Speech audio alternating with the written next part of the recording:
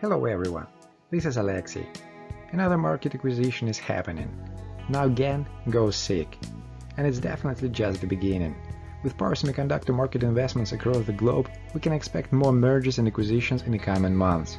Infineon is already looking for new investments, as stated in the latest interview of their CEO. I wonder who's next. And now let's check what is new in power semiconductors industry. Bourns entered the IGBT market with the company's first high-efficiency 600 and 650-volt discrete product line, co-packaged with a fast recovery diode designed using advanced strange-gate field stop technology that provides greater control of dynamic characteristics.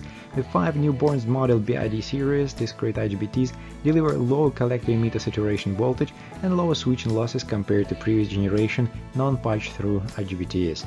In addition, this structure provides a positive temperature coefficient that helps increase device longevity and reduce power requirements in high voltage and high current designs.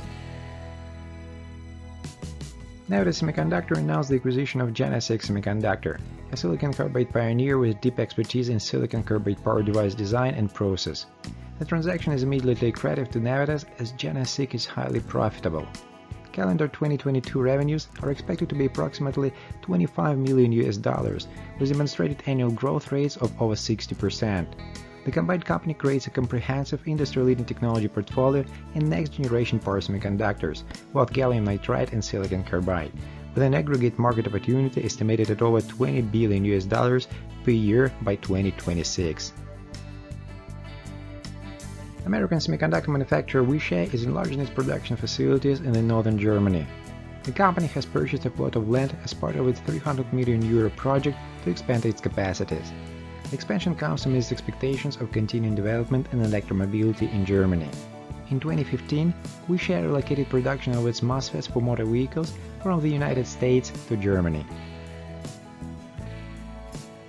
Ferrotec recently held a groundbreaking ceremony to begin construction of its new manufacturing facility at Kulim High-Tech Park, facilitated by the Malaysian Investment Development Authority. The plant, which will be undertaking electromechanical assembly and advanced material fabrication for semiconductor equipment, is designed to meet customer needs while also expanding the group's business globally. Recognizing the numerous challenges faced by semiconductor suppliers, Hyundai recently announced that it will manufacture its own automotive-grade semiconductors.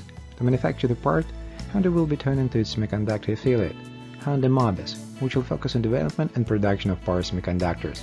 The large voltages and currents involved with electric vehicle batteries mean that high-power semiconductors are required, and maximizing efficiency in such devices helps extend electric vehicles' range. Considering that over 90% of the world's automotive semiconductors are manufactured by several companies, the move by Hyundai would help to move manufacturing to South Korean companies, which not only supports local supply chains, but also reduces the dependence of South Korean automakers on foreign suppliers.